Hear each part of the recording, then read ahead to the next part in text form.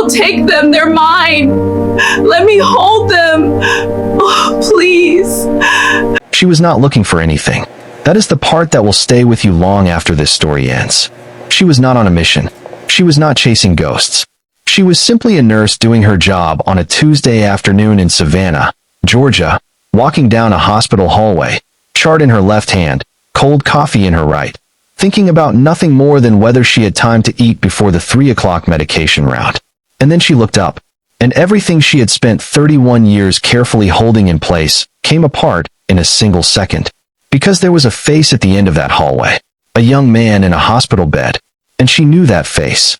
She had been looking at it in her own mirror for 49 years. His jaw was her jaw. No. His hands were her father's hands. And his eyes, those eyes, were the eyes she had inherited from a man named Calvin Cole who died when she was 9 years old and who she had never stopped missing. She stood completely still in the middle of that hospital corridor. The chart did not move from her hand. The coffee did not move from her hand. Everything in her went very quiet. And in that quiet, a thought surfaced that she had trained herself for 31 years never to think. What if they lied to me? What if my sons are alive? What if they have always been alive, and I have been standing at a graveside that was never real? She finished her shift. She drove home. She sat at her kitchen table with her coat still on and the lights off. And for the first time in 3 decades, she allowed herself to think the thought she had trained herself never to think. What if the doctor lied? What if both of her sons were out there somewhere right now, living, growing up in somebody else's house, being called somebody else's children? The thought had the specific quality of something that has been locked away for so long that when it finally gets out, you cannot put it back. She sat at that table, and she let it be there, because there was no pushing it back down now, not after seeing that face. Here is what Miriam Cole had been told on the night of March the 4th, 1991. She had given birth to twin boys in a small clinic in Harlan County, Georgia, and both of them, she was told, had died. She never held them. She never saw their faces.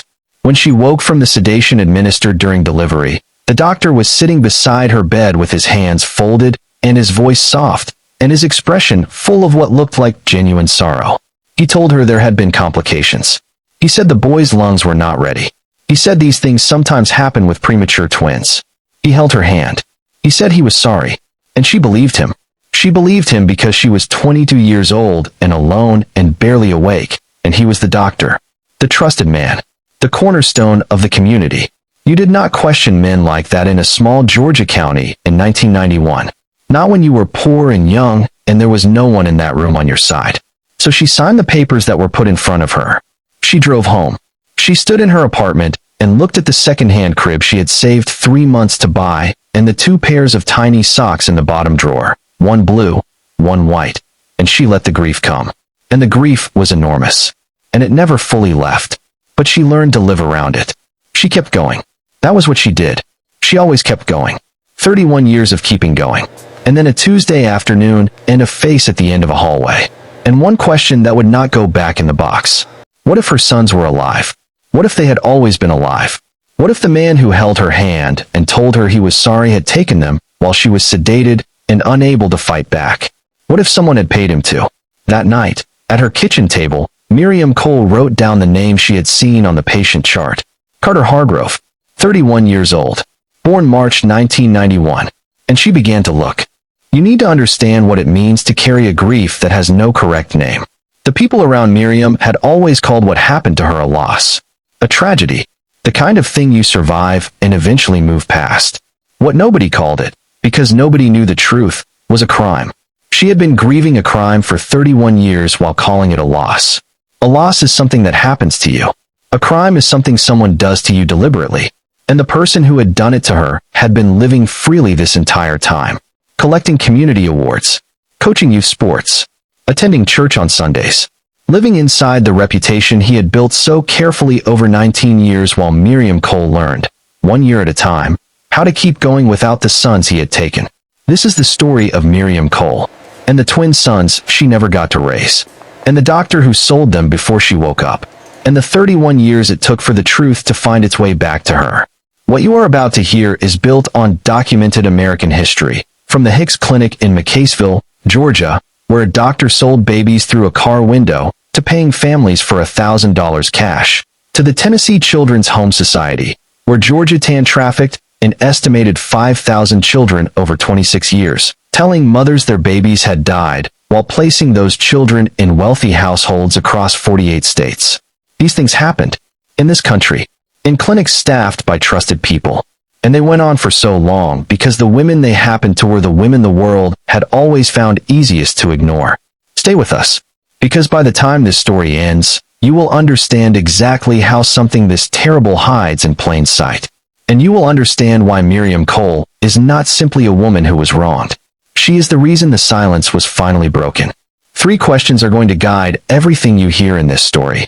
The first, how do you prove your children are alive when the death certificates are official, signed by a licensed physician, sealed by the county, and backed by 31 years of institutional silence? When the person who knows the truth is 81 years old and living comfortably in a Florida retirement community, playing golf twice a week, looking for all the world like a man with nothing to hide. The second question, how do 2 boys, raised in 2 different cities by 2 completely different wealthy families, find out they are brothers when neither of them has ever had a single reason to question who they are? And the third question, the one that will stay with you longest, is this. When Miriam finally found one of her sons, why did he pull back? Not because he was cruel, but because believing her meant that everything he had ever known about himself was built on someone else's loss. And he was not sure he could hold both of those truths at once. Before we dive deeper, let us know in the comments where you are watching from. We would love to hear from you. And do not forget to hit that subscribe button so you never miss any of our upcoming videos. We put everything we have into these stories, and knowing you are here makes every hour of it worth it. Now, let us go back to the beginning. Back to a small town in Georgia. Back to a 22-year-old woman with a yellow legal pad and a plan. And back to the doctor who had already decided what was going to happen to her children before she ever walked through his door. Here is what you need to understand about how crimes like this survive for so long. What happened to Miriam Cole did not happen because one man was unusually evil or unusually clever. It happened because the system around him had exactly the right gaps in exactly the right places. A county records office with no oversight. A state medical board that filed complaint letters and never answered them. A clinic where poor young women came alone and signed whatever they were handed. These were not accidents. They were conditions. And Gerald Ashworth used every single one of them. The truth survived in this story only because specific people made specific decisions to carry it forward.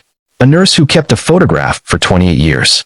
A retired attorney who noticed a pattern in public records nobody else had looked for. A woman who looked up in a hospital hallway and recognized her father's hands on a stranger. This is a story about those decisions, and about why they matter so much. To understand what was taken from Miriam Cole, you have to understand who she was before it was taken. Not the grieving mother. Not the accomplished nurse. The woman. The 22-year-old woman in the apartment on Clement Street in Harlan County, Georgia, with the yellow legal pad on the kitchen table and the savings account that she moved money into every single payday before she touched anything else. She was 3 months away from her first semester of nursing school. She could feel it getting close. She was tired all the time and 3 months away and genuinely, specifically happy in the way that people are happy when life is hard but pointed correctly. She had grown up in Harlan County. Her mother Ruth had raised her mostly alone after her father Calvin died of a heart attack when Miriam was 9 years old. Calvin Cole had been a deacon at First Baptist, and the kind of man whose presence in a room changed the quality of it without him doing anything dramatic. He remembered names, not just first names, but the names of your children and your parents, and the thing you mentioned 6 months ago about your sister's health situation. He asked about it the next time he saw you, not as social performance, but because he had actually been thinking about it. He carried small pieces of people's lives around with him, because that was how he moved through the world. When he died, the church was full in the way churches are only full when the person being mourned was genuinely loved rather than simply respected. Miriam had been 9 years old at the funeral. She sat in the front pew beside Ruth and did not cry during the service because Ruth did not cry. And she understood without being told that this was how they were going to do it. They were going to hold themselves together in public and grieve in private, and then they were going to keep going. She had kept going every day since that funeral. Not because keeping going was easy. Because it was the only inheritance Calvin had left her that she could actually use. Not money. Not property. The bone-deep understanding that keeping going is not a failure of feeling. It is the highest form of love. And Miriam had been applying that understanding every single day since she was 9 years old. Ruth Cole had the kind of backbone that does not announce itself. She had worked at the textile plant on Route 9 since Miriam was 4 years old, morning shift, 5 days a week, for 22 years. She raised her daughter, managed her household, made her plans, and did not waste time on anything that was not going to move her forward. The slight deafness she developed in her left ear from the plant machinery she treated as a minor inconvenience and discussed approximately never. What she passed on to Miriam was not visible in any single thing you could point to. It was in the way Miriam moved through difficulty, without drama, without self-pity, without the expectation that the world owed her anything beyond the chance to work for it herself. Ruth was the foundation of everything Miriam was. And when this story eventually took everything from Miriam, Ruth was the one who refused to let the lie stand. Even when no one would listen. Even for 31 years. The father of Miriam's babies was a man named Damon Harris. He had come to Harlan County for work at the auto parts plant, and he had the specific, practiced warmth of men who have discovered early that making people feel seen is more efficient than making any genuine effort. Miriam had known this about him with the quiet watching part of herself. She had chosen, for 8 months, to enjoy it anyway. When she told him she was pregnant, he did not argue or raise his voice or make promises he could not keep. He simply became, over the following 2 weeks, progressively less present until one day he was not present at all. No conversation. No note. Just the silence certain people leave when the cost of staying has exceeded what they are willing to pay. Miriam called Ruth that night. Ruth drove 4 hours without being asked. They sat at the kitchen table. They made a plan. That was how the Cole women handled things. They made plans and they got on with it. The plan was simple. Miriam was having the baby. The nursing school timeline was shifting by 1 year. Ruth would help. That was the entire plan. Clean and direct and built for the situation in front of them. What the plan did not account for was twins. Miriam found out in her 6th month at a prenatal appointment when the midwife turned the ultrasound screen toward her and said she wanted to show her something. 2 shapes. 2 heartbeats. 2 babies. Miriam sat with that for a moment. She did the math, savings, rent, car payment, the new variable of 2 infants instead of 1, and felt the numbers resist and then slowly, reluctantly rearrange. She drove home. She cried for 25 minutes, which was more than she usually allowed herself. Then she washed her face, called Ruth, opened the yellow legal pad to a new page, wrote a new budget. She found the second-hand crib at a church rummage sale in October. She washed 2 sets of everything twice. She folded 2 pairs of the smallest socks she had ever seen, 1 pair blue, 1 pair white, and placed them in the bottom drawer of the dresser she had moved into the corner of the living room. She borrowed a book on twin pregnancy from the library and read it at the diner counter with a yellow highlighter. She went to every prenatal appointment. She ate the right things. She did everything the midwife told her to do. She was as ready as a 22-year-old woman alone in a small Georgia town could possibly be. And it was not going to matter at all, because the man who would deliver her children had already decided what was going to happen to them. He had made the phone calls. He had taken the deposits. He had confirmed the arrangements. The only variable left was the date. Dr. Gerald Ashworth had run the Ashworth Family Medical Center on the eastern edge of Harlan County for 19 years by the time Miriam first walked through his door for a prenatal appointment in the spring of 1990. The clinic sat in a converted 2-story farmhouse set back from the county road, with a waiting room that smelled of old carpet and antiseptic and a glass display case in the reception area full of photographs. Ashworth with the county commissioner. Ashworth at the ribbon cutting for the new pediatric wing at the regional hospital. Ashworth standing with his little league team, 12 boys in dusty uniforms squinting into the sun, and Ashworth at the center of them with the easy, practiced smile of a man who has spent a long time deciding how he wants to be seen. He was 62 years old in 1990, white-haired, unhurried, the kind of calm voice that made people feel like the most important person in the room. He had delivered half the babies in 3 counties. He attended First Baptist. He was, by every visible measure, exactly the kind of man a small community builds itself around when it is fortunate enough to have one. Behind all of that, hidden inside the architecture of that reputation, he was running a business.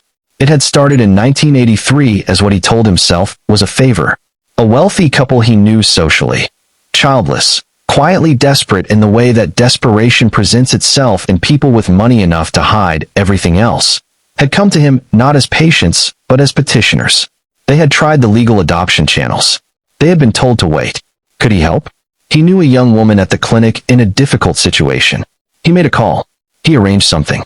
The couple left with a baby within 6 weeks. The young woman went home with papers she had signed while sedated, and a grief whose true name she would spend the rest of her life unable to find, because the true name was theft, and no one had told her. Gerald Ashworth told himself it was the best outcome for everyone. The child went to resources. The woman was spared a struggle she was not equipped for.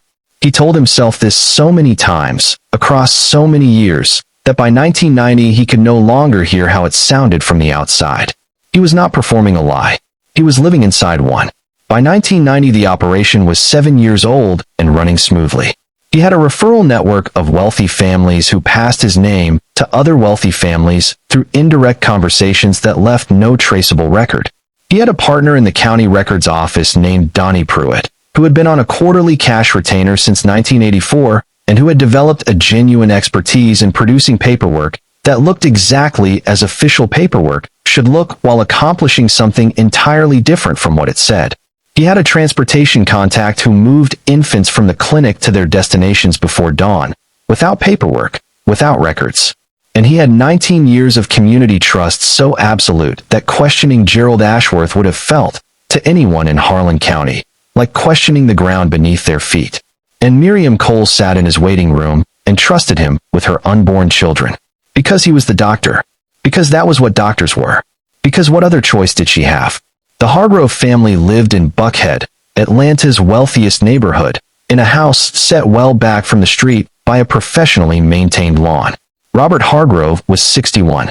He had grown his father's real estate development company into something considerably larger through genuine business ability and the kind of political relationships that produce city contracts in cities large enough that the mechanics of those relationships are never fully visible from the outside. His wife Catherine was 41, elegant, precise, and privately falling apart in the specific way that 4 failed pregnancies falls a person apart. Not dramatically, not visibly to most people, but in a way that Robert could see clearly and could not reach. He would do anything to help her back to the other side of it. He told himself this was what the arrangement with Ashworth was.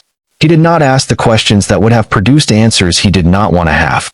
The Voss family lived in Charleston, South Carolina, in a historic yellow house on the Battery with a view of the harbor that had been in the family since 1931. William Voss was a maritime attorney, 51 years old, methodical and controlled in the way of men who have spent careers inside the precision of the law. His wife Eleanor was 44, a former elementary school teacher who had left her career to manage their household, and who had wanted children for as long as she could remember wanting anything. She had built a reading nook in the upstairs hallway, lined the shelves with children's books organized by age group, installed a gate in the garden sized for small hands, and waited for a very long time. Gerald Ashworth told both families the same thing in late 1990. He had a situation. A young woman. Twins, due in March. If everything proceeded as expected, there could be 2 arrangements. Both families paid deposits. Both families waited. And Ashworth went back to his clinic and his patients and his Little League team and his Sundays at First Baptist. And Miriam Cole kept coming to her prenatal appointments and trusting him with her life. Miriam Cole went into labor on a Tuesday night in March of 1991. She was 34 weeks along, 6 weeks early, which was not unusual for twins, but which added an urgency to the night that she managed the way she managed everything, by staying focused on the immediate step in front of her. She timed the contractions at the kitchen table. By 8 o'clock they were 5 minutes apart. She called the clinic. The nurse said come in. She called Ruth and Augusta to say she was going. Ruth said she was already in the car.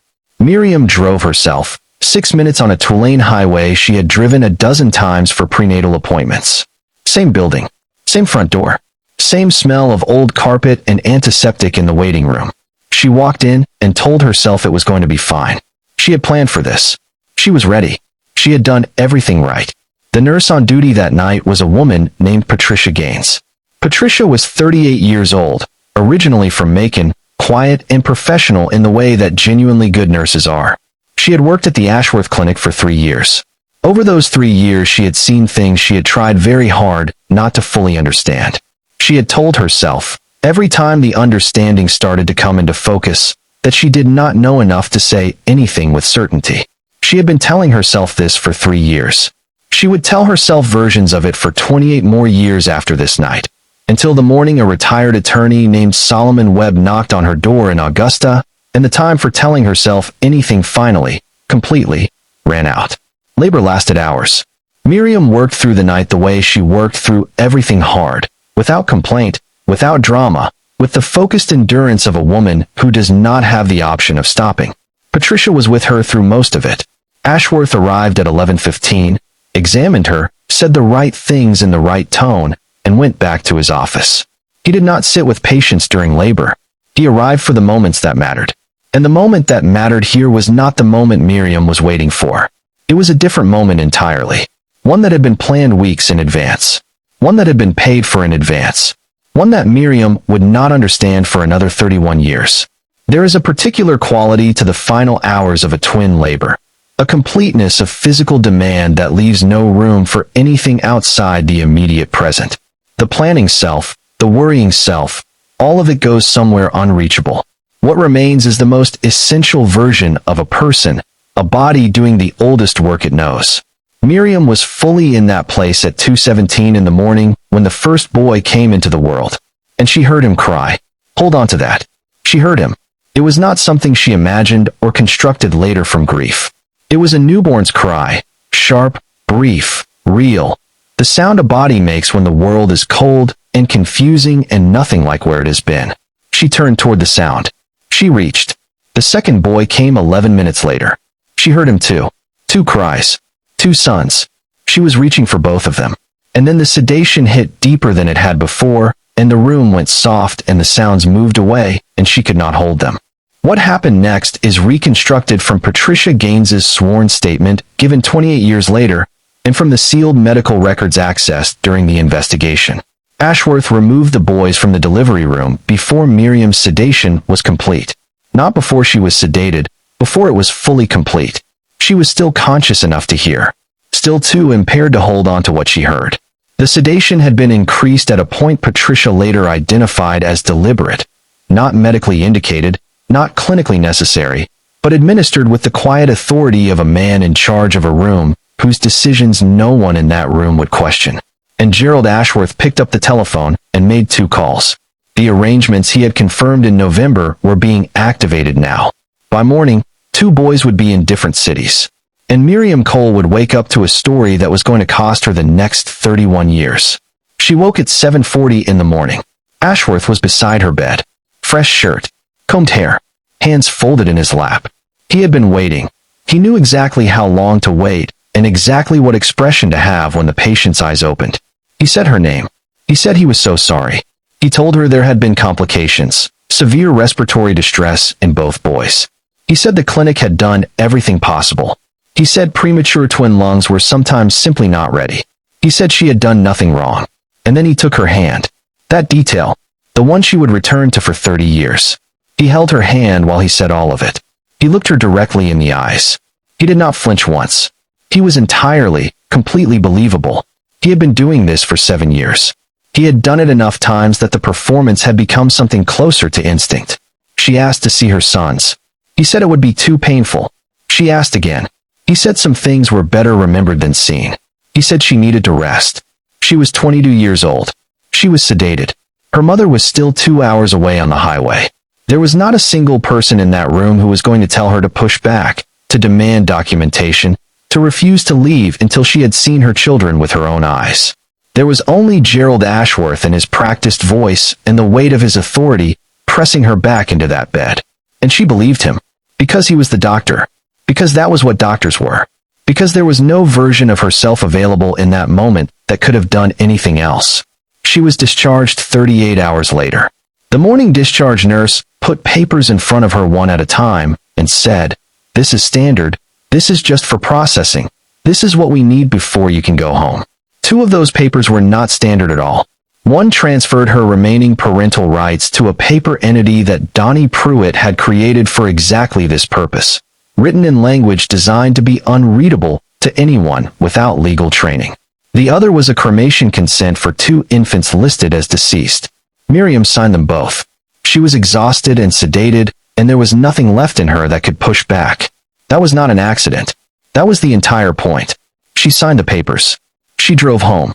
She stood in front of the dresser with the 2 pairs of socks in the bottom drawer, and she stayed there without moving until Ruth's headlights swept across the window. 2 death certificates were filed with Harlan County that week, both signed by Ashworth, both processed by Donnie Pruitt, both clean and official and indistinguishable from any other filing in the county records. And within 48 hours, 2 healthy infant boys were transported out of Harlan County. One went north to the Hargrove home in Buckhead, Atlanta, arriving before dawn, received by Robert and Catherine in their kitchen in a silence that barely had room for breath. The other went south to the Voss home in Charleston, where Eleanor Voss sat alone in the reading nook she had built and held her son and whispered words from a picture book he was too young to understand, just to fill the room with the sound of a voice that already loved him. Both boys were healthy. Both boys were wanted. And Gerald Ashworth drove home, had breakfast, went to the clinic at 8 because he had patients to see, coached Little League that Saturday, and was at First Baptist on Sunday. And in the corner of Miriam Cole's living room, the second-hand crib sat empty. Miriam left Harlan County 4 months after the delivery. She could not stay. She could not walk past that clinic every morning. She could not sit in a town where everyone knew the version of her story that Gerald Ashworth had arranged for them to know. The version where her boys were dead, and she was grieving, and eventually, she would move on.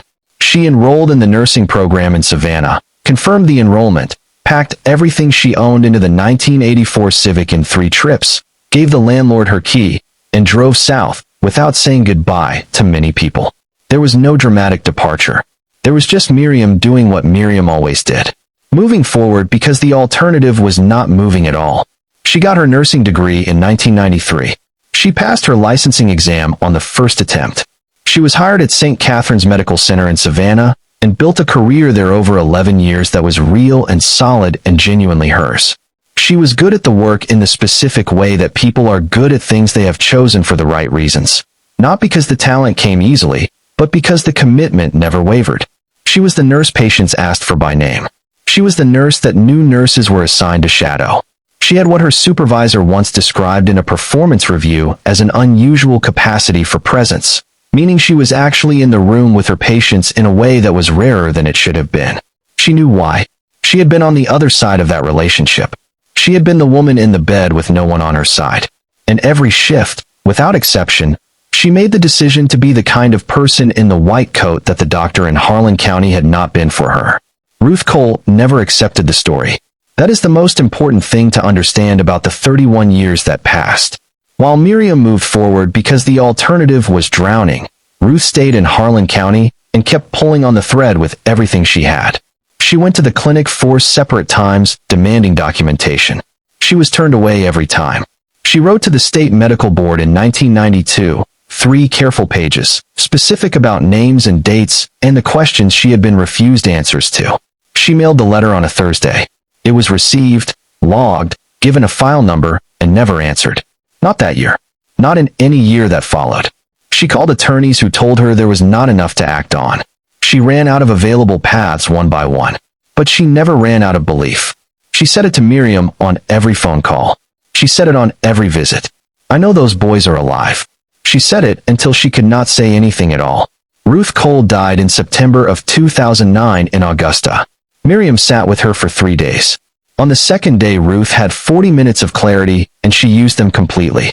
She told Miriam she had been the best thing in her life. She said she was sorry she had not been able to find the boys. She said, I know they are alive. I know it in my chest and in my bones, and I need you to not stop looking. Miriam held her hand and said, I hear you, Mama. She did not promise. She was not sure she could promise. But something inside her that had been very still for a very long time turned over in the dark. Grief, when it has been with you long enough, stops feeling like a temporary condition and begins to feel like a permanent feature of your landscape. You stop expecting it to end. You simply incorporate it. It becomes the atmosphere in which everything else takes place. Not a storm, just the air you breathe every day. By her 30s, Miriam had done this. The grief was always there, but it was no longer the whole of her. She had made herself large enough to contain it without being entirely defined by it. She had a real life, colleagues she respected, patients who mattered to her, her sister Denise in Columbus, her cat Grace, a trip to New Orleans with Denise in 2015 that she described for years afterward as the best week of her adult life. She was genuinely okay. But since Ruth died, she had been more alert than before. She noticed things she had not noticed. The way genetics moved through a face. The set of someone's eyes. The particular way a person's hands rested. She had become, without naming it, a woman who was always quietly looking. And on a Tuesday afternoon in April of 2019, she looked up in a hospital hallway, and she found what she had been looking for. Carter Hargrove was 31 years old, and had been admitted with a broken wrist from a minor car accident. He was calm and polite in the way of people raised with enough comfort that they have never needed to develop brittleness as a defense. When Miriam came down the hallway with his chart, and he glanced up at the clock above the nurse's station, she stopped walking. Not dramatically. Her feet simply received information from somewhere deeper than thought, and stopped. Because the jaw was hers. The hands were Calvin Cole's hands. And the eyes were the eyes that ran through the Cole family like a thread through cloth. The same eyes she had been seeing in her own mirror for 49 years. She finished the assessment. She completed her shift. She drove home. She sat at the kitchen table. And she opened her laptop. Carter Hargrove, 31 years old. Born March 1991. One day after she had been told her sons were dead. She did not fall apart in that hallway. She completed her shift. She drove home. She sat at the kitchen table with her coat on and the lights off. Then she started searching. Carter Hargrove, 31 years old. Born March 1991. One day after she had been told her sons were dead. She found him on LinkedIn. His father's company. A Buckhead address. His age confirmed in 3 separate places. She had to sit down inside herself even though she was already sitting down when those pieces landed. Then she picked up the phone and called a man named Solomon Webb. Solomon Webb was 63 years old and had retired from family law practice 4 years earlier after 32 years of it. He had spent those decades inside adoption law, the contested kind, the complicated kind, the kind that required spending long days in records offices with a legal pad and a patience for institutional obstruction that most people did not naturally possess. What he had developed over those years was a skill no law school taught him. All 13 death filings showed birth vitals taken at delivery, documented signs of life at birth, followed by a near-identical notation of respiratory failure made 60 to 90 minutes later. The same language, the same timing, in Ashworth's handwriting, in blue ink, made, every single time, at the precise point when the mother's sedation would have been at its deepest. It was not a coincidence. It was not a pattern produced by medical tragedy. It was a template, composed once and reproduced 14 times across 15 years in the same handwriting and the same blue ink. The medical records for Miriam's delivery showed birth vitals for both boys, both listed as breathing at birth, followed by the respiratory failure notation 67 minutes later. 2:17 in the morning. The same morning Ashworth had already made 2 phone calls to 2 families in 2 different cities. The investigation hit its first major wall when Diana filed a request through Carter Hargrove's attorney for a voluntary DNA sample. The response came back in 48 hours. A letter from Philip Kessler, Carter's family attorney, operating from a Peachtree Street address, stating that his client did not believe the evidence constituted a credible basis for the request and had no legal obligation to participate.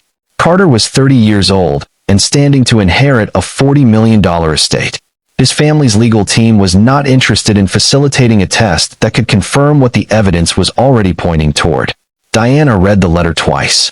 Called Solomon. She said, "We need the physical evidence. We need something that takes the DNA from a request to an inevitability." Solomon said, "I know."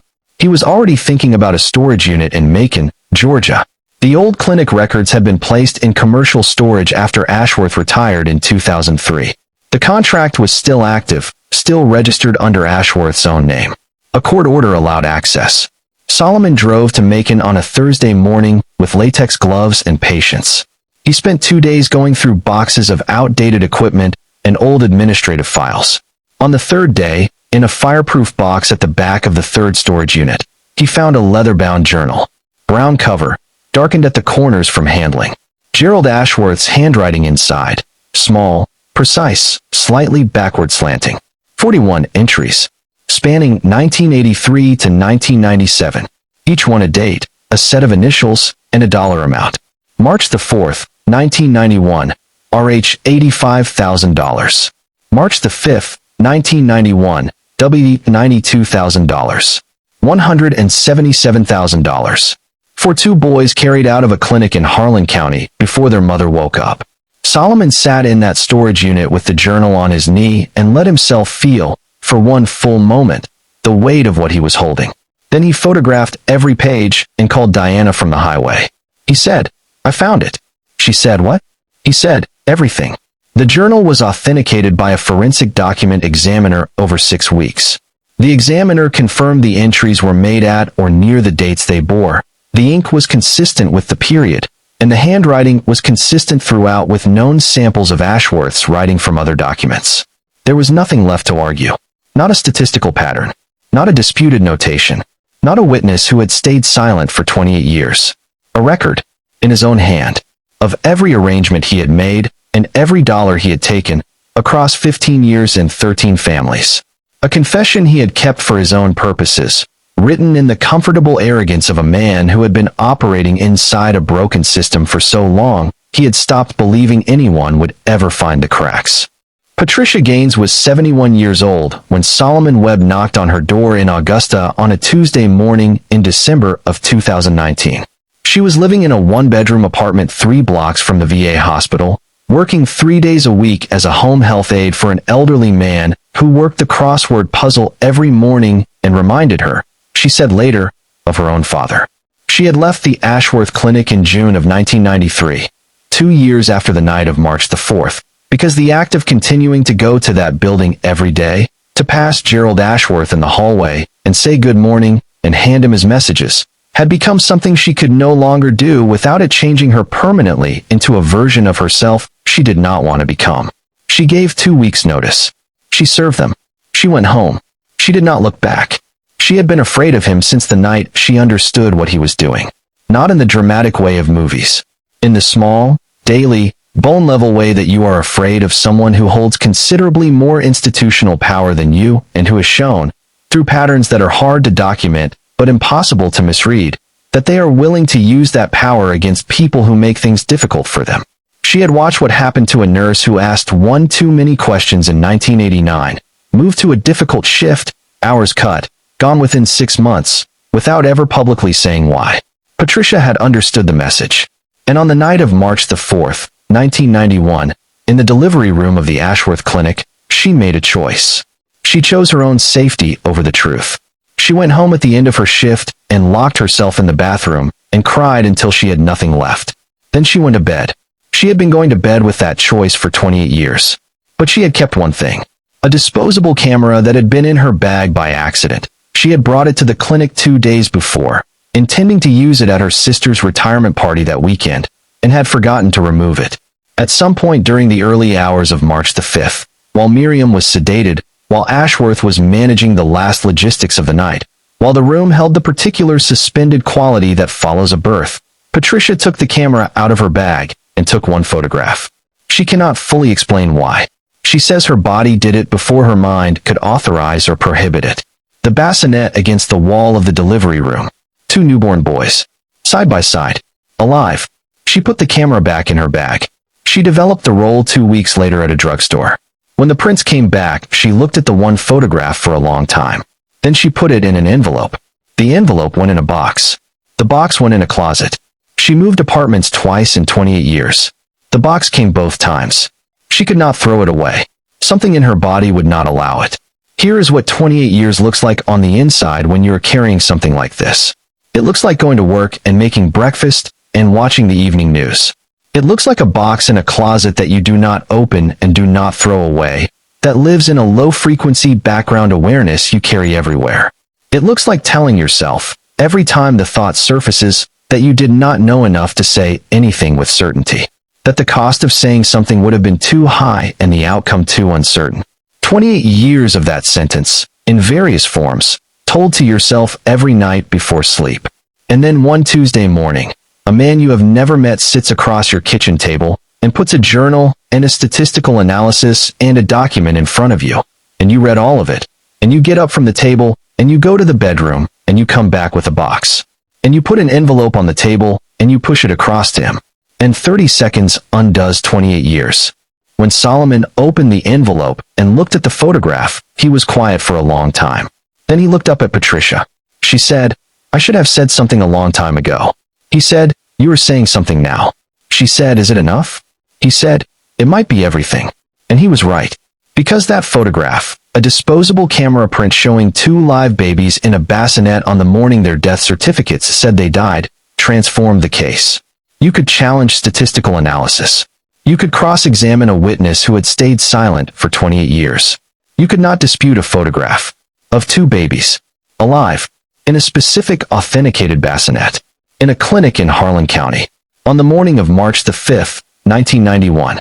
Patricia gave her sworn statement to Diana Marsh on January the 14th, 2020. She sat in that conference room for 4 hours, and she put down every single thing she had been holding for 28 years. She described the birth of both boys in complete detail. She described hearing them cry. She described Ashworth on the phone in the hallway with his back to the room, his voice too low to make out. She described the dark sedan at the rear entrance at 4 in the morning, and the 2 men who went inside and left 20 minutes later carrying what she watched them carry. She did not ask for forgiveness. She did not offer excuses. She told the truth, in order, in its entirety. When Diana thanked her, Patricia said, "Do not thank me. Thank Miriam Cole. She has been waiting 30 years for someone to say what I should have said in 1991. Patricia Gaines said one more thing in the interview she gave after the verdict that deserves to be recorded here. She was asked what she had thought about during those 28 years. She was quiet for a moment. Then she said, "I thought about the crying. I heard those boys cry. And every time I thought about throwing the photograph away, I heard them again. And I could not do it. The photograph was not for me. I understood that even when I could not explain it, it was for someone I did not know yet. It was for Miriam Cole. That is who it was for all along. I just had to wait until she found me." With the ledger and Patricia's statement and the photograph, Diana Marsh filed the civil suit against Gerald Ashworth in September of 2020. The moment the suit became public record, the Hargrove family's strategy of simple refusal collapsed. Refusing a court-ordered DNA test in the middle of a nationally visible civil suit this thoroughly documented would not protect them. It would become the story. Every journalist covering the case would lead with it. Robert Hargrove was 72 years old and had spent his entire adult life managing his family's reputation with the precision of a craftsman. His attorney walked him through the options. There was only one defensible position remaining. Robert agreed to cooperate. Carter agreed separately. His agreeing was not simple. Carter Hargrove's decision to cooperate was not arrived at quickly. People who know him well have said that the months between the documentation being placed in front of his family's attorney and his eventual agreement were the months in which Carter had to come to terms with a specific and deeply uncomfortable reality. He had already read the ledger entry. He had read the statistical analysis. He had seen the sealed medical records. He was a smart man. He knew what it all pointed to. The only question was whether he was willing to make it official. And making it official meant that everything he had ever known about himself, his name, his origin, the story of his own beginning, was going to have to be held differently. He agreed anyway, because not agreeing would have required him to spend the rest of his life knowing what he had chosen not to confirm. The DNA kit was administered on a Friday morning in February of 2020 in Diana Marsh's conference room. Miriam was in the conference room. Carter was in a waiting area down the hallway. At his request, they did not see each other that day. A buccal swab, 30 seconds of cotton against the inside of the cheek. Less time than almost any other medical procedure. And then 11 days. 11 days in which Miriam went to work every morning and fed her cat every evening, and called Denise on Sundays, and did all the things that make up the visible surface of a life, while underneath all of it something was happening that had no exact name. Not hope exactly. Not dread. Something closer to being held completely still by a truth she had known in her body for 31 years, that was now in a laboratory in Atlanta being given, finally, the language the world required. The result came on a Friday. Diana called immediately. Miriam was in the parking garage of her apartment building, returning from the grocery store. Diana said, "The result is back." Miriam set her bags on the roof of the car. Diana said the number, 99.97%. Miriam was the biological mother of Carter Hargrove. Miriam did not respond for 8 seconds. Then she said, "Tell me the number again." Diana told her. Miriam said, "Okay, thank you." She hung up. She sat in that parking garage for 41 minutes without moving. She did not cry. She did not call anyone. She just sat with 31 years pressing down on her all at once. Then she drove to a Baptist church on the highway she had never been inside, walked in, sat in the back pew alone, and spent an hour trying to find the words to tell her mother, even though her mother had been dead for 10 years. When she found something close enough to the words, she called Diana back and said, "What do we do about the second one?"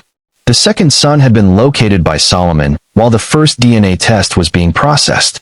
A maritime attorney in Charleston, South Carolina, 31 years old. A professional photograph on his firm's website. His name was Elliot Voss. When Diana sent the photograph to Miriam, Miriam looked at it on her phone for a long time without speaking. The Cole face. The Calvin face. The specific configuration of features that ran through her family like a thread through cloth, looking back at her from a law firm's website in a suit. She called Diana. She said, "That is my son." Diana wrote to Elliot directly. A careful letter that enclosed only one thing. A copy of the journal entry for March the 5th, 1991. WV $92,000. The letter told him only that there was a woman who believed she was his biological mother, and that he had the right to know what the evidence showed. He called 4 days later. His voice was measured and controlled. The voice of a man who had been sitting with something for 4 days and organized himself around it before making the call. He asked 2 questions. First, is this documentation genuine? Diana said yes. Second, will anyone force me to do anything I do not want to do? Diana said no. He said, "Give me 2 weeks." She said, "Take whatever you need." He called back in 9 days. He would take the test. Privately. He would tell his family himself, in his own time. Diana agreed to everything. The result came back 8 days after the swab, 99.98%. Miriam Cole was the biological mother of Elliot Voss. Diana called her on a Wednesday afternoon. This time Miriam was at home, at her kitchen table. She received the result with complete stillness, both hands flat on the table, spine straight, eyes forward. She said nothing for a moment. Then she said, very quietly, to no one in the room, "Mama, you were right."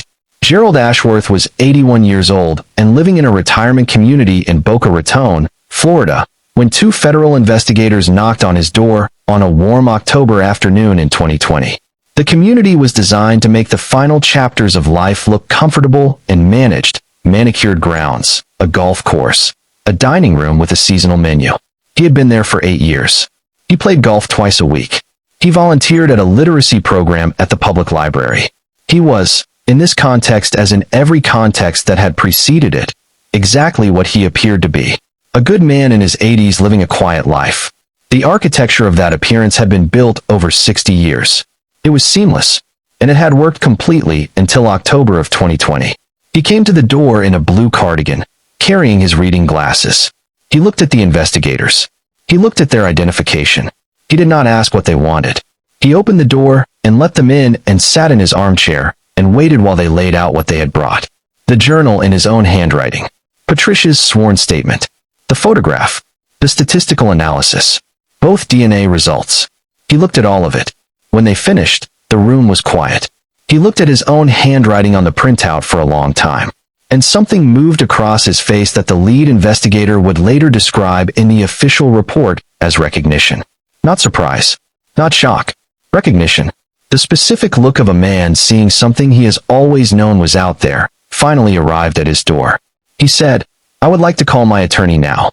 The charges were federal, falsification of vital records, unlawful interstate transport in connection with adoption fraud, criminal conspiracy. Donnie Pruitt at the county records office was charged separately. When the news broke on a Thursday morning, it moved immediately. By that evening it was on every major network. The story contained everything that makes a story impossible to ignore. A grieving mother and 30 years of silence, and a trusted doctor, and 2 sons who did not know each other existed, and a handwritten ledger in a storage unit in Macon, and an old nurse, and a photograph she had kept in a box in her closet for 28 years because she could not bring herself to throw it away. America understood the story immediately. Because stories like this one sit at the center of something America has never fully resolved. Who gets protected, who gets used, and who is believed when they say something terrible has been done to them. Carter Hargrove had known about his biological origins for 8 months by the time the arrest went public. He had received the DNA result in Diana's conference room in February with his attorney beside him and his hands very still on the conference table. He looked at the paper. He thanked Diana. He drove home and sat in his car in the driveway of the house he had grown up in for 20 minutes before going inside. He told Robert and Catherine on a Sunday afternoon at the kitchen table where Catherine had received him 30 years earlier in the dark of a March morning. When he finished, Robert looked at his son and said, "I should have asked more questions a long time ago." Catherine reached across the table and put her hand over Carter's and held it. She did not say anything. She just held on. Elliot Voss told William and Eleanor on a Sunday morning at the dining table in the yellow house on the Battery, over a breakfast Eleanor had made because she always made breakfast on Sundays. He placed the DNA documentation beside the coffee cups and told them what it said. William looked at the papers the way a man looks when he has spent 40 years reading legal documents for what they do not say as much as for what they do. Then he looked at his son and said what Robert Hargrove had said on a different Sunday in a different city. "I should have asked more questions a long time ago." And then Eleanor came around the table and held her son for a long time without saying anything at all. The trial of Gerald Ashworth opened in federal district court in Atlanta in March of 2021, 30 years to the month from the night it was all about. On the 3rd morning of the trial, Ashworth's attorney filed something no one had prepared for. Not a guilty plea, not a continued not guilty, a structured acknowledgement, a legal mechanism allowing his client to accept the factual record as presented without characterizing it in the prosecution's specific terms. In plain language, Ashworth was not going to fight. He was not going to make Miriam Cole sit through a defense. He was not going to submit Patricia Gaines to cross-examination. He was not going to dispute the journal or the photograph or the DNA. He looked at the case assembled against him, and he declined to contest it. His attorney later said Ashworth ended the strategy conversation with these words, "I am not going to make her do that." That was the end of the discussion. His attorney read a statement on his behalf in a full courtroom. Miriam sat in the front row with Diana Marsh on one side and her sister Denise on the other. Carter Hargrove sat in the row directly behind her. No attorney, no family, just him sitting behind the woman who was his mother. Elliot watched on closed circuit in Diana's office, a cup of coffee going cold on the desk beside him. The statement said Ashworth had told himself, for 15 years, that he was placing children in circumstances better than the ones they had been born into. That he had looked at poor young women and told himself their children deserved more than poverty could provide. That he had built an internal logic so complete and so consistently maintained that it had stopped feeling like a choice and had started feeling like the truth of what he was doing. The statement said he understood now that this logic was not logic. It was justification, and that the entire moral distance between a good man and the thing he had actually been lived inside the space between those two words. The room was silent for 11 seconds when the attorney finished reading. Not theatrical silence. The real silence of a room full of people who have all simultaneously arrived at the same unsayable thought. The court reporter, who had worked in that building for 24 years, said afterward she had never experienced 11 seconds that felt that long. Then the judge called a recess. In the front row, Miriam Cole sat with her hands in her lap and looked straight ahead and did not react visibly, because she was feeling all of it, all 31 years of it, at once, and there was no gesture in the range of human expression that could adequately represent that. Gerald Ashworth was convicted on all 4 primary counts. Sentenced to 7 years, modified on appeal to house arrest with electronic monitoring given his age and cardiac condition. Donnie Pruitt received 4 years in a minimum security facility. The Hargrove and Voss families were not charged. The law determined they had not known the adoptions were illegal. Whether choosing not to ask is the same as not knowing is a question the law does not answer, and that each person must answer for themselves. Carter Hargrove met Miriam Cole for the first time on a Thursday afternoon in April of 2021, 3 weeks after the verdict. He drove himself from Atlanta to Savannah. He did not bring anyone. He sat in his car in the restaurant parking lot for 10 minutes before going inside. He was 30 years old, and he had spent 14 months trying to understand what it meant to hold two truths at once without letting either one undo the other. He had spent many hours in a therapist's office. He had spent many evenings on his balcony in Atlanta looking at the city lights and trying to understand what he actually felt, as distinct from what he thought he was supposed to feel, because those two things were not always the same, and the gap between them was where all of the difficulty lived. By April of 2021, he had arrived at something his therapist called willingness. Not resolution, not peace, just the willingness to be in the room, to look at the woman across the table and let whatever came next come. Miriam was already seated when he came through the door.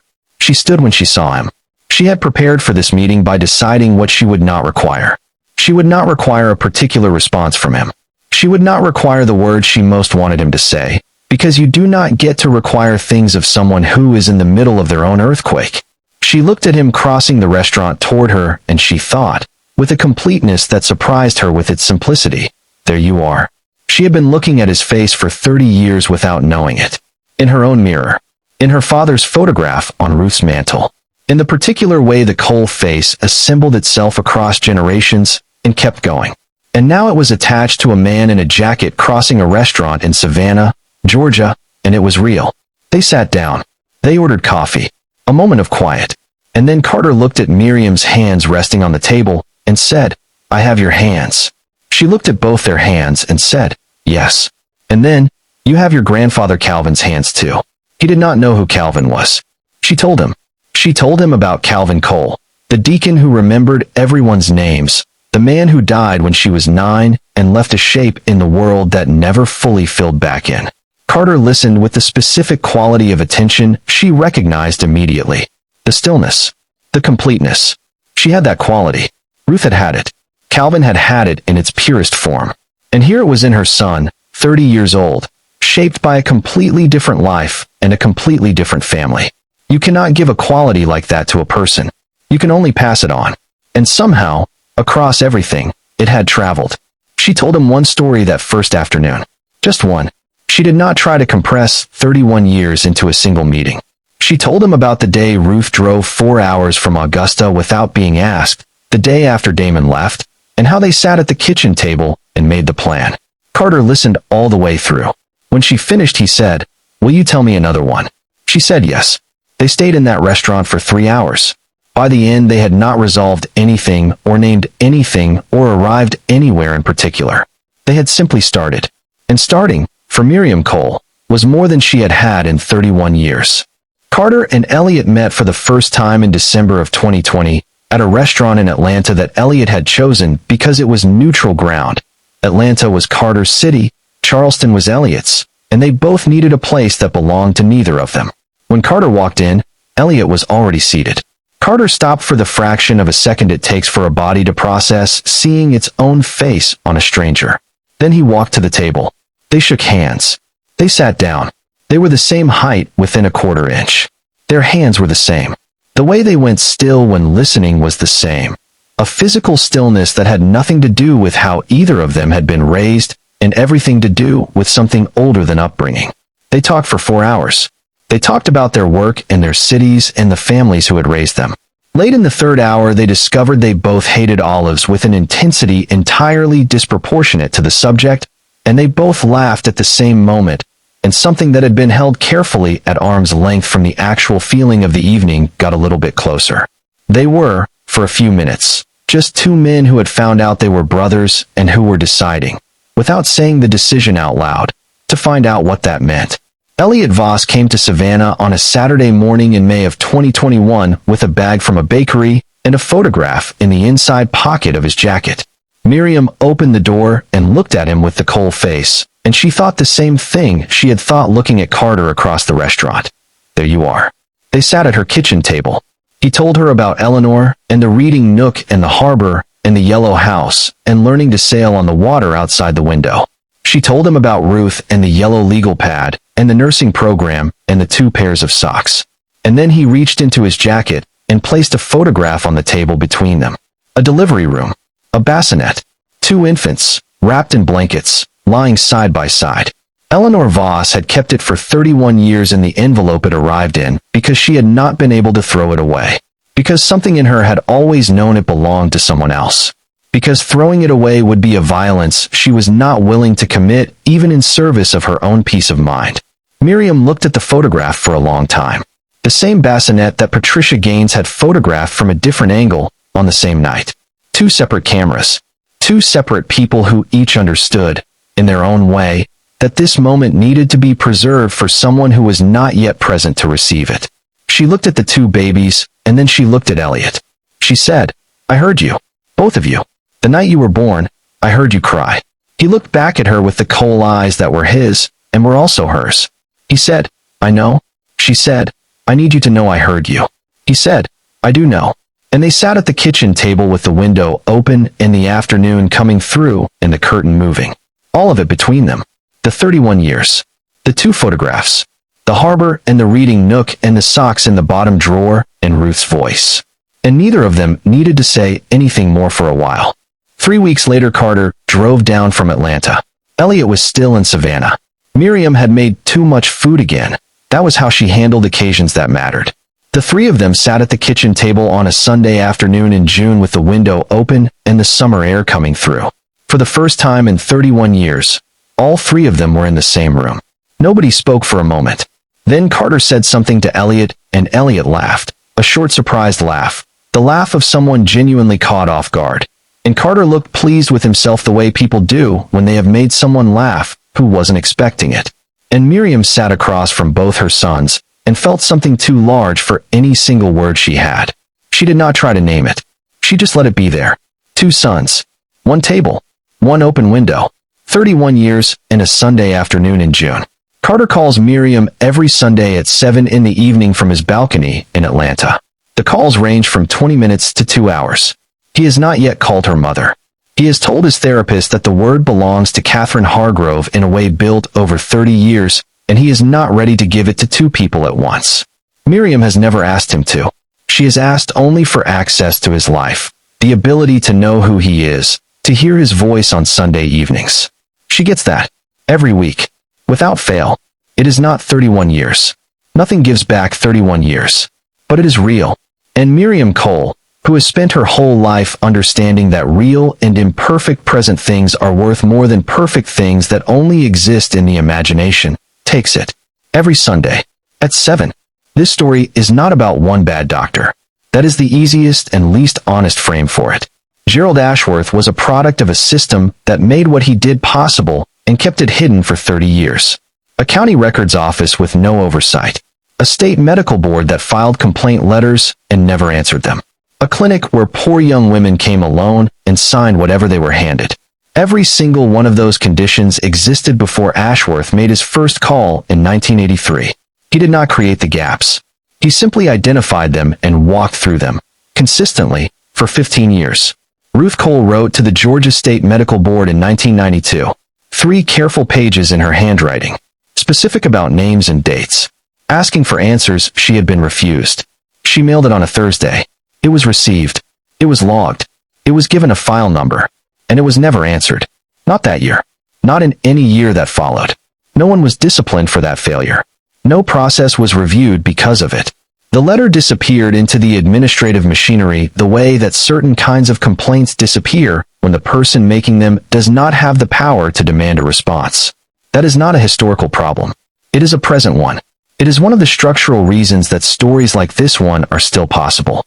The American frame for this story is much wider than one clinic in one county.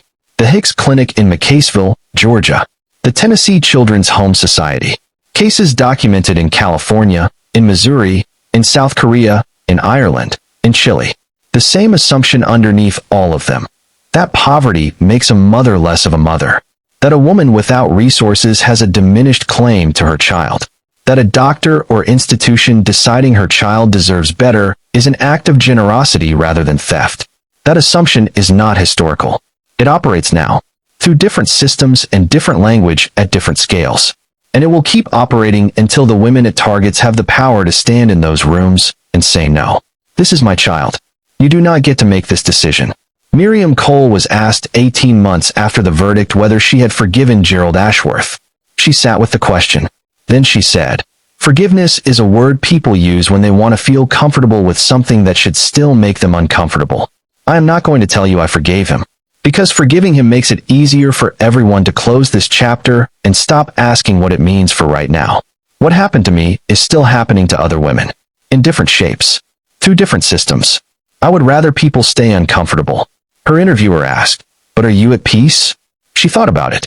Then she said, "I am at something. It is more like finally being where I am supposed to be, after a very long time of being somewhere that was not that. I will take it." And it was clear from exactly how she said it that she meant it. Not as resignation. As arrival. Eleanor Voss donated the photograph she had kept for 31 years to the Civil Case Archive after the verdict. When she handed it to Diana Marsh's office, she said 7 words. "I always knew it belonged to someone else." 7 words that say everything this story is about. The things we hold that were never ours. The moment we find the person they belong to. The specific courage it takes to place those things in that person's hands. That is what this story is about. Not the crime. Not the conviction. The giving back. The long and imperfect and ongoing work of giving back what was taken. Miriam Cole has been asked what she wants people to take from her story. She thinks about it every time before she answers. Then she says something like this. "The truth in this story survived because specific people made specific choices." Patricia kept a photograph. Solomon noticed a pattern. Diana filed the same motion 3 times. Elliot called back in 9 days. Carter drove to Savannah alone. None of those things were guaranteed. Any one of them could have gone differently. And if anyone had gone differently, I would still be at my kitchen table with a box I could not open. The truth needs carriers. It does not survive on its own. If you stayed with us for this entire story, you carried something tonight. You sat with Miriam in that apartment on Clement Street with the second-hand crib and the 2 pairs of socks in the bottom drawer. You stood in the clinic at 2:17 in the morning when her first son cried, and she reached for him, and he was taken. You watched 31 years pass in the space of a sentence, and then come back, slowly, imperfectly, one Sunday phone call at a time, one kitchen table at a time. You were in the restaurant in Savannah when a man in a jacket walked across the room and sat down across from the woman who had been looking at his face in her own mirror for 49 years. And you were at the table on a Sunday afternoon in June when the window was open and 2 men sat across from the woman who had never stopped believing. That is not a small thing to carry. We want to acknowledge that before we let you go. Before we dive deeper, let us know in the comments where you are watching from. We would love to hear from you. And do not forget to hit that subscribe button so you never miss any of our upcoming videos. Before we let you go, we want to ask you one real question. Eleanor Voss kept a photograph for 31 years that she knew belonged to someone else. William Voss said, twice, in 2 different rooms on 2 different days, that he should have asked more questions a long time ago. These are not the statements of people who knew nothing. They are the statements of people who made a choice not to look at something they suspected, because looking would have required them to do something they were not ready to do. We are not here to judge them, but we are asking you, would you have looked? If you had been sitting across from Gerald Ashworth in 1991 with the paperwork on the table and the wanting so large inside you that it had become the whole of your vision, would you have asked the question that might have produced the answer that changed everything? We do not think there is a clean answer to that. Drop your thoughts in the comments. We read every single one. One last thing before we go. The 2 pairs of socks, one blue, one white, that Miriam washed and folded and placed in the bottom drawer of the dresser in the fall of 1990. She still has 1 pair. The white ones went with Elliot, in the pocket of his jacket, on that Saturday morning in May of 2021 when he sat at her kitchen table, and she went to the bedroom and came back with the box and opened it and put them on the table between them. He picked up the white pair and asked, "Can I take these?" She said, "That is exactly what they are for." He put them in the pocket of his jacket. The blue ones are still in the drawer, in a box, in the corner of her bedroom in Savannah. She has been asked what she plans to do with them. She says she is waiting to find out which one of them prefers blue. She says it in the voice of someone who now has time to find out. For 31 years, she did not have time. Now she does, and she intends to use every single bit of it.